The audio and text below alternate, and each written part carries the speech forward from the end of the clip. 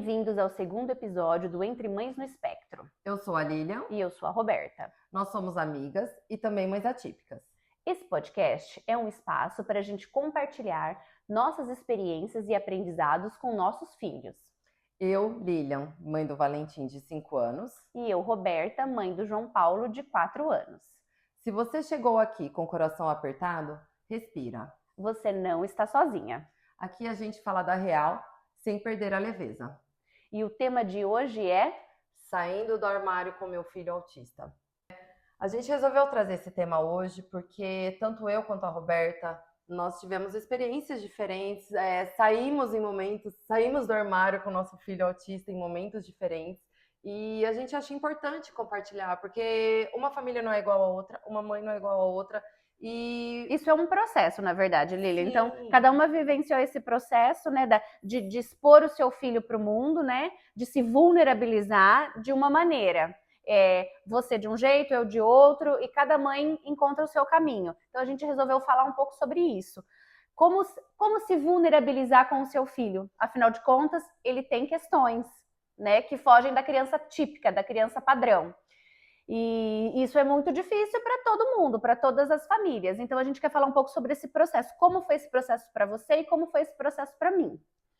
Bom, a gente pode voltar para o diagnóstico. Quando eu e meu marido tivemos o diagnóstico, a gente teve uma conversa, o diagnóstico certeiro, né? Porque a gente foi em outro médico, depois que ele falou, não, ele é autista mesmo, não tem como tirar isso dele, não tenho como reverter, porque é assim. Isso é muito comum, procurar uma segunda opinião quando a gente tem o primeiro diagnóstico. Quero deixar isso bem claro. Sim, e é a negação que a gente falou, né? Exatamente. E a gente olhava para o nosso filho, a gente falava, não, ele não vai precisar de uma fila especial, eu não quero colocar o cordão nele, eu não acho importante, eu quero que ele se misture no meio. Mas aí, conforme as coisas vão passando, a gente fica inseguro, né? Você não quer colocar um carimbo, falar assim, nossa, ó, escola, tô chegando aqui com atestado, meu filho é autista mesmo, tá? Agora nós vamos começar. Então é tudo muito novo, porque a gente não sabe, a gente chega muito perdido nesse meio. É um medo de você expor as dificuldades do seu filho para todo mundo. A gente não sabe como vão lidar com isso. E eu também, exatamente como você. Não quero que ele seja reconhecido por isso, quero esconder. E tem o preconceito, né, Roberta? Tem. Ao mesmo tempo que quando você tinha um filho autista, você não sabia que seu filho era autista, você via um autista na rua, você imaginava, poxa, que dó, a gente tem alguns preconceitos. Sim. E a hora que acontece com a gente tem medo disso acontecer com o nosso filho. Exatamente. Não que tenha sido nós, mas a gente já começa a observar como eles estão sendo tratados no mundo, né? Porque a gente tem pouco conhecimento sobre isso, o boom do autismo, ele, apesar de ter sido relatado, iniciado o autismo há 80 anos atrás, o aparecimento, né, que a gente começa a ter contato, é muito recente. Então, as pessoas têm preconceitos por falta de conhecimento, como a gente também tinha antes de ter os nossos filhos. Então, gera todo um medo vou expor, porque uma coisa que eu acho interessante é a gente falar, porque, por exemplo, quando a gente está falando sobre síndrome de Down, quando a gente está falando sobre uma deficiência física, é muito fácil de ser reconhecido. No caso do autista... Tem sinais físicos, né? Sim. No caso do autismo, eles passam desapercebidos, principalmente quando são pequenos. Então, a gente se apega muito nisso.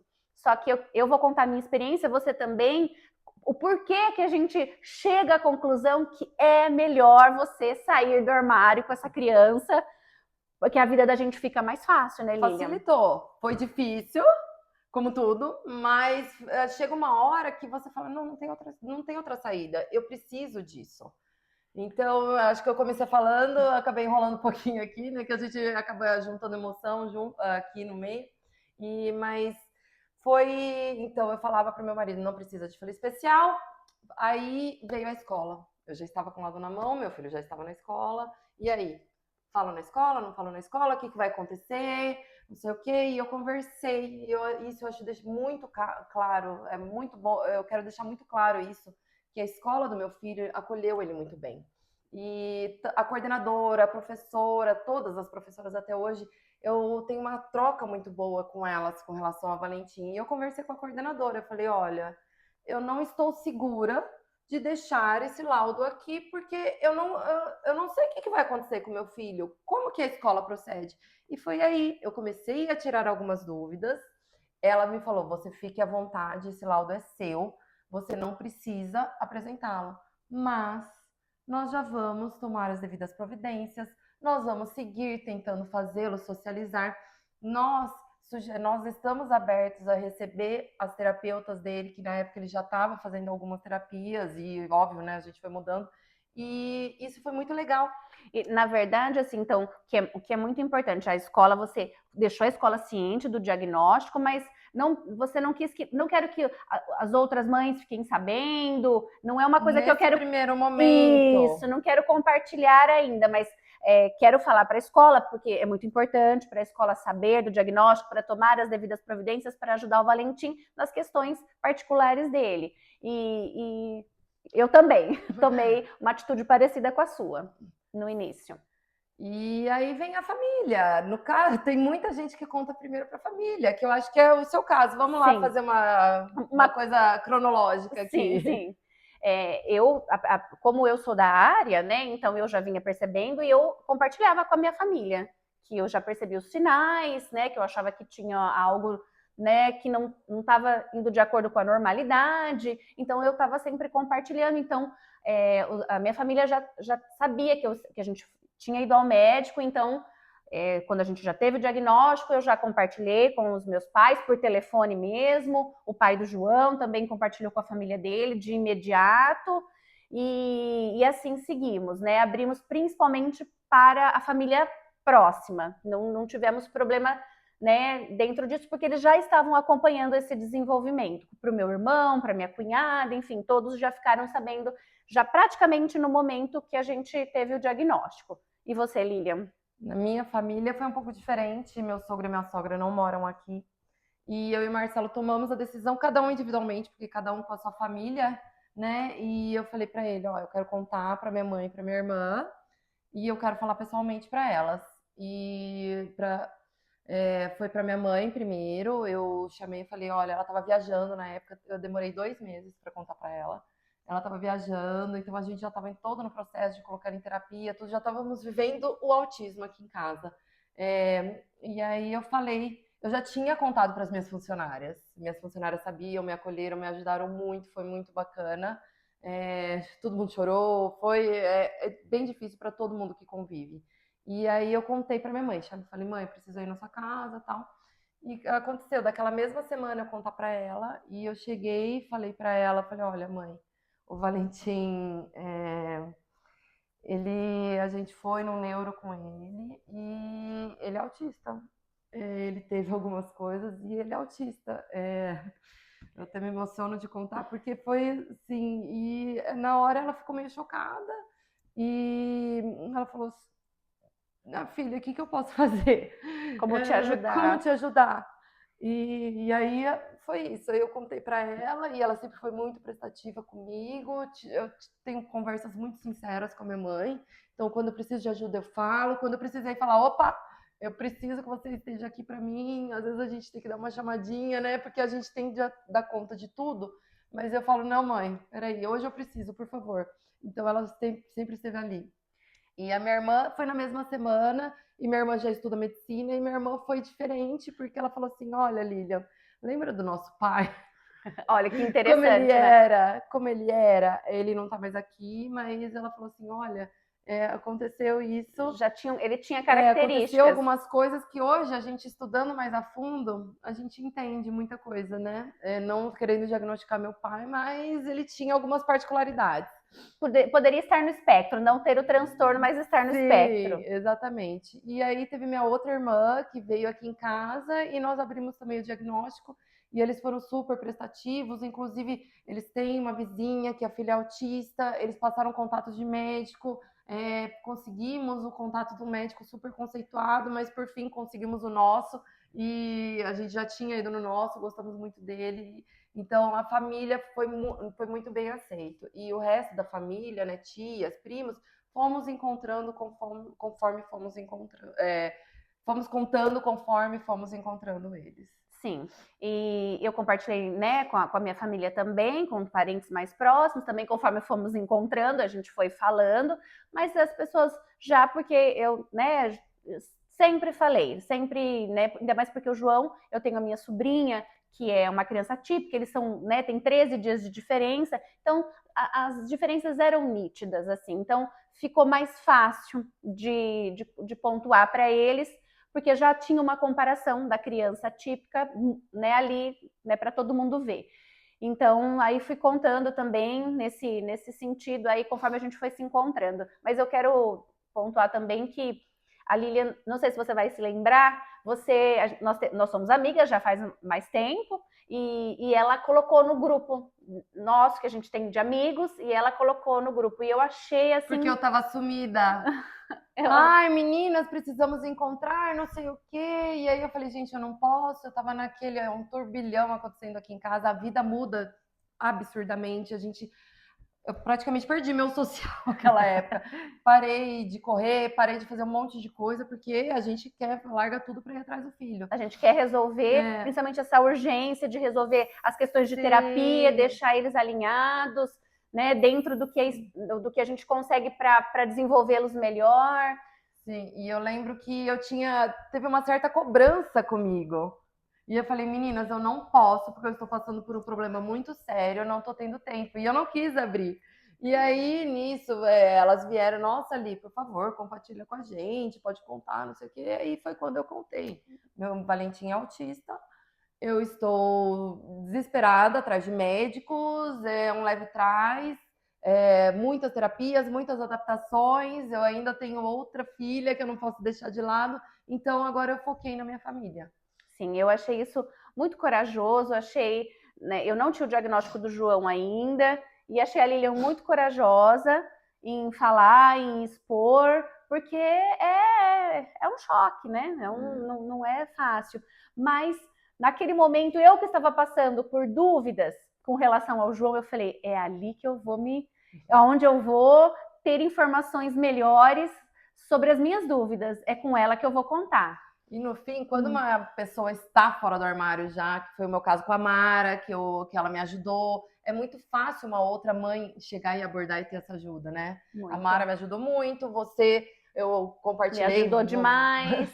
Né, não quero parecer altruísta aqui, mas eu acho que eu ajudei muito. Com indicações, conversas, trocas, porque são coisas que só nós passamos. Sim, só as mães atípicas ou as mães que estão num processo de descobrir o diagnóstico dos seus filhos.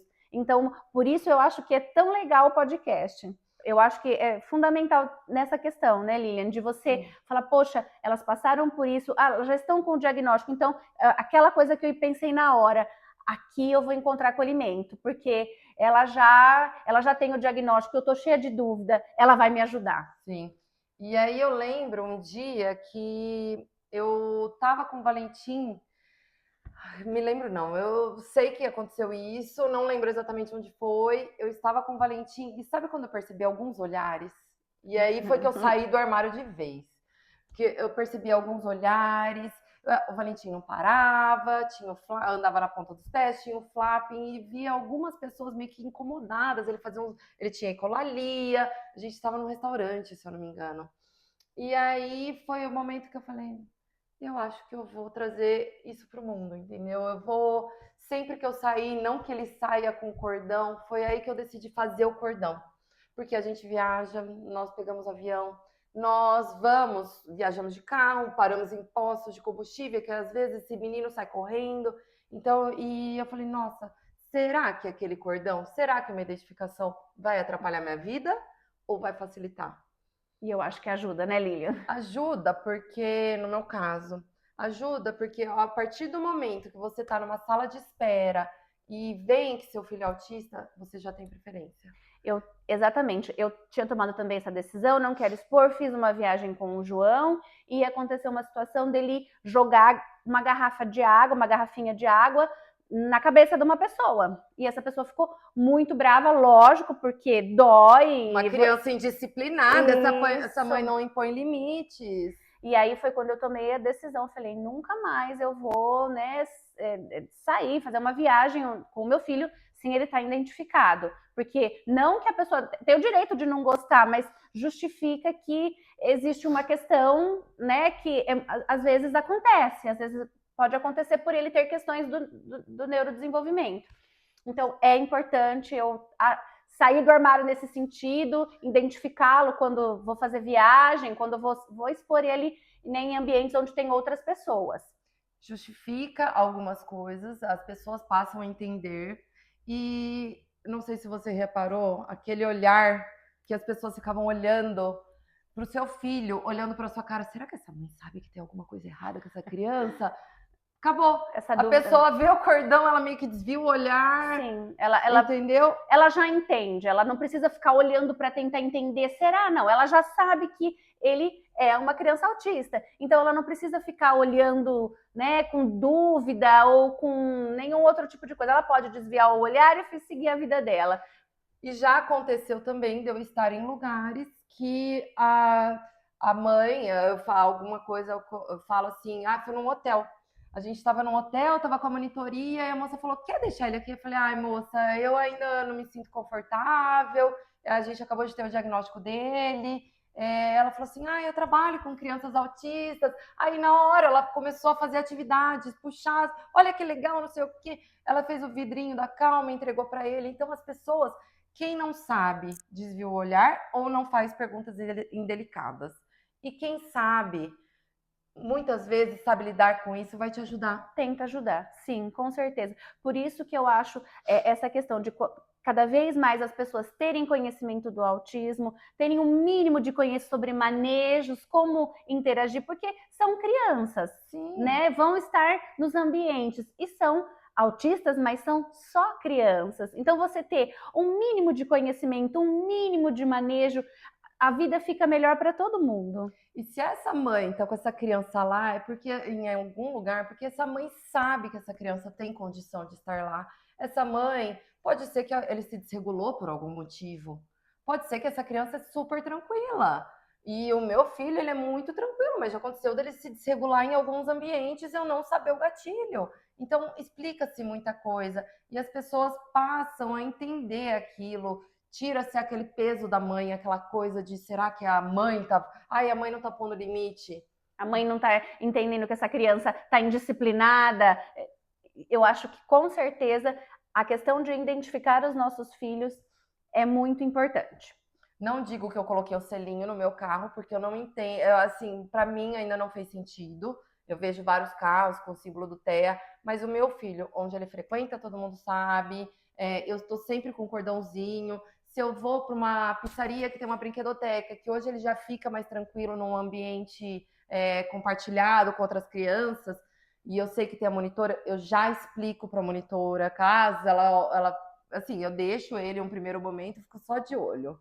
Se ela vai falar alguma coisa, tenta falar e ele não responde, ou ele tá muito entretido, entendeu? Ela vai tentar chamar atenção como se fosse, fala, não pode isso aí. Aí eu falo, eu chamo ela, falo, olha, moça, você tem que encostar. Aí eu tento ensinar, porque eu acho que é importante também a gente trazer isso. Uhum. Então, e as pessoas muitas pessoas começaram a aceitar, falar, nossa, não, tá no ambiente, pô, ela é uma monitora. Peguei pessoas legais, sim, sabe? E aí ela fala assim, então tá, como que eu faço? Eu falo, pode ficar tranquila, eu nunca fico assim, nunca deixo ele no ambiente, eu já explico. Eu falo, olha, você quer a atenção dele? Ele já sabe falar, mas você precisa chamar a atenção, de repente, num local com muito barulho, você encosta nele, espera ele fazer um contato e aí você conversa. Pequenas dicas que ajudam essa pessoa a trabalhar e ajudam o seu filho a fazer parte. Mas a gente também está falando muito do nível de suporte dos nossos filhos, que é o nível de suporte 2, né? Talvez a realidade de quem tem uma criança nível de suporte 3 seja outra, mas a gente não vivemos essa experiência, então a gente não consegue falar muito sobre isso. Então, às vezes você pode ouvir e falar, nossa, mas para elas é mais fácil. mas porque o meu filho tem um nível de suporte maior, é mais difícil, é quase impossível estar num ambiente coletivo com essa criança, mas então por isso que a gente deixa claro, a gente vai estar falando das nossas experiências, Exatamente. com o nível de suporte que os nossos filhos têm. Como eu falei antes de eu começar a falar isso, é que eu consigo levá-lo hoje. Sim. Hoje eu já consigo levá-lo em alguns ambientes, mas mesmo assim ele se desregula. Sim, o João também, no mesmo sentido, ainda tenho muita dificuldade de restaurante, a Lili ainda vai mais, o João tem 4 anos, tem mais questões ali, mas levo também, mas também preciso dar toda essa orientação, preciso estar sempre de olho e sempre tentando adequar o ambiente para que ele fique bem. Exatamente. E o que a gente quer deixar claro, que a gente não está impondo que todo mundo tem que sair do armário. Nós estamos colocando nossas experiências e eu lembro exatamente quando eu falei para você, quando eu falei assim, Roberta, você perguntou como tinha sido uma viagem, eu falei, tá, com o cordãozinho, tá, foi a primeira vez, eu contei. Aí, não, o João ainda não tinha o diagnóstico. Eu acho que não. Quando você colocou... O cordãozinho foi depois. Foi alguma outra coisa que você pediu, alguma dica, né? E aí eu falei assim, olha, o cordãozinho me ajudou. Você, Lilian, eu tô em dúvida, o que fazer. E aí eu falei assim, Roberta, alguma hora a gente vai ter que falar, a gente não vai conseguir deixar eles com comportamento típico até nós não podemos trancar eles em casa. Então eu falei assim, resolveu a minha vida. Resolveu não, né? Me ajudou muito. Foi muito bom. Me trouxe só benefícios. Eu tinha certo preconceito. Eu falava, nossa, tadinho, vamos ficar olhando, não sei o quê. Mas ajudou. Sim, porque eu acho que, principalmente, o que a gente tenta evitar é aquele que a gente não gostaria. A gente preferiria um olhar empático e não um olhar de dó. Não é, Lilian? Exatamente. Mas esse é um assunto para o próximo episódio, né? Sim, com certeza. Então, o nosso próximo episódio a gente quer abordar isso. Porque ser empático não é ter dó. E para eu ser empático, eu preciso ter um pouco mais de conhecimento sobre o assunto. E é isso que o nosso podcast quer, né? Informar vocês. Então, vamos deixar para o próximo episódio para a gente entrar nesse assunto. Combinado. Até o próximo. Até. Assim a gente finaliza o nosso segundo episódio. Esperamos de verdade ter conseguido acalmar um pouquinho o coração de vocês. A gente sabe que o caminho é longo, às vezes tortuoso, mas ele não é impossível. Se você chegou até aqui com a gente, obrigada por estar desse lado. E se você está buscando mais conhecimento para melhorar a qualidade de vida do seu filho, saiba que você é uma excelente mãe e está no caminho certo. E se você conhece alguma mãe ou família que precise ouvir isso, compartilhe esse episódio, o nosso Instagram ou os nossos canais. Até o próximo episódio.